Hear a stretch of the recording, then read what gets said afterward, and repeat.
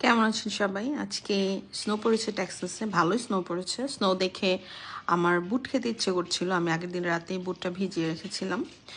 তো ভাবলাম সকাল সকাল রান্নায় লেগে যাই।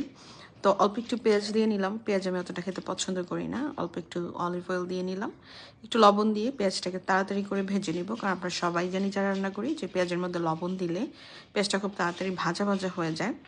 আর আমার মশলার ড্রয়ার থেকে আমি নিয়ে নিব হচ্ছে হলুদ গুঁড়া আর গরম মশলার গুঁড়া।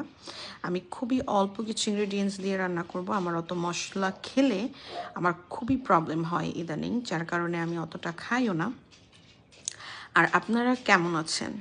নিশ্চয়ই যে যেখানে আছেন ভালো আছেন, সুস্থ আছেন। আর আমার ভিডিওটা যদি আপনার ফেসবুকে নিউজ ফিডে চলে আসে, ভিডিওটা অবশ্যই পুরোটা দেখবেন। দেখে দেন একটা লাইক, একটা কমেন্ট করবেন। ইনশাল্লাহ আমিও আপনার পেজে গিয়ে ফলো দিয়ে লাইক কমেন্ট করে আসব। এতে করে আমাদের দুইজনেরই লাভ হবে।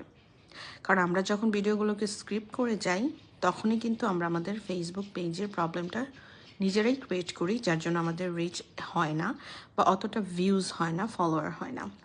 আমার এখানে কিন্তু বুটটা রান্না করা অলমোস্ট হয়ে গেছে। আমি জাস্ট এটাকে আরেকটু কষাবো।